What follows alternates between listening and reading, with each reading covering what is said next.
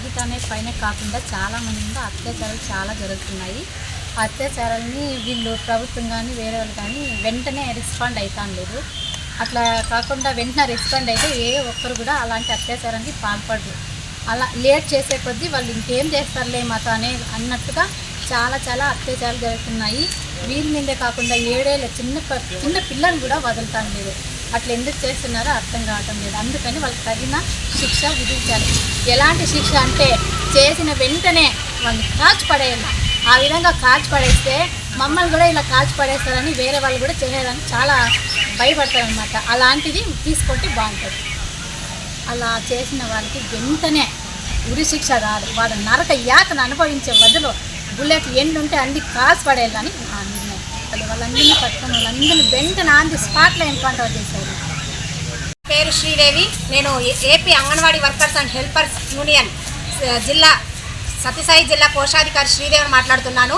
ఈరోజు సోమందేపల్లి మండలం అంటే రాష్ట్రంలోనే ప్రతి చోట ఈరోజు కలకత్తాలో జరిగిన మోమిత అత్యాచారం గురించి ప్రతిరోజు మేము ఈరోజు ప్రత్యేకంగా అంగన్వాడీ వాళ్ళ తరపున మేము నివాళులు అర్పిస్తున్నాము. ముఖ్యంగా ఈరోజు ఏమంటే అందరికీ తెలియజేస్తున్నాం ఏమంటే ఆడవాళ్ళు అంటే అంత చులకన. అసలు మగవాడిని కనేదే ఒక ఆడది. అది ఎందుకు మగవాళ్ళు మర్చిపోతున్నారు అనేది నేను ప్రతి పురుషాంగానికి నేను ఈరోజు క్వశ్చన్ వేస్తున్నాను. ఎందుకంటే మీ అక్క మీ చెల్లెలో మమ్మల్ని అందరిలో ఊహించుకోవచ్చు కదా. ఎవడైతే అందరినీ అనట్లేదు, ఎవడైతే ఈరోజు మోమితపై కానీ ఒక విద్యార్థినిపై కానీ ఒక మేకల కాపరి జయమ్మ పైన కానీ ప్రపంచంలో మన దేశంలో మన రాష్ట్రంలో మన జిల్లాలో మన మండలంలో మన గ్రామంలో ఎక్కడ జరుగుతున్న అత్యాచారం చేస్తున్న ప్రతి పురుషునికి తెలియజేస్తున్నాను. అలానే ప్రతి మహిళకు తెలియజేస్తున్నాను. మనం ఒక కొడుకును కానీ బయటకు పంపించేటప్పుడు వీళ్ళంతా మన అక్కలు మన అమ్మలు అని కూడా మనమందరం కూడా ప్రతి స్త్రీని తెలియజేయాలి. ప్రతి ఒక్కరూ భావించాలి. అవును, ఈరోజు మోమితపై హత్య చేసి మరీ అత్యాచారం చేశారు. వాడిని ఎందుకు ప్రభుత్వం వెనకేసుకొస్తుంది? వేరే దేశాలలో వెంటనే ఉరిశిక్ష విధిస్తున్నారు. మరి మన దేశంలో ఏమైంది?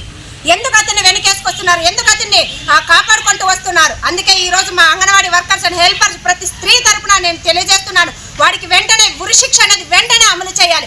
మీ ప్రభుత్వానికి చేతి కాకపోతే చెప్పండి, ఆడవాళ్ళకి అప్పగించండి. వాడిని ఆన్ ద స్పాట్లో ఒక్క నిమిషంలో మేము వాడిని ఉరిశిక్ష కాదు కదా, వాడి ఫీజులు కూడా దొరకకుండా చేయగలుగుతామని కూడా చెప్తున్నాము. పని ప్రదేశాల్లో పనిచేస్తున్న మహిళలకు ఎందుకు ఉద్యోగ భద్రత కల్పించట్లేదు? మేము అంతరిక్షంలోకి వెళ్ళొస్తున్నాం. మాకు అంత శక్తి లేదనా? ఈరోజు మాకు చాలా శక్తి ఉంది. ఒక పురుషుని కనేది కూడా ఒక స్త్రీనే అని ప్రతి పురుషుడు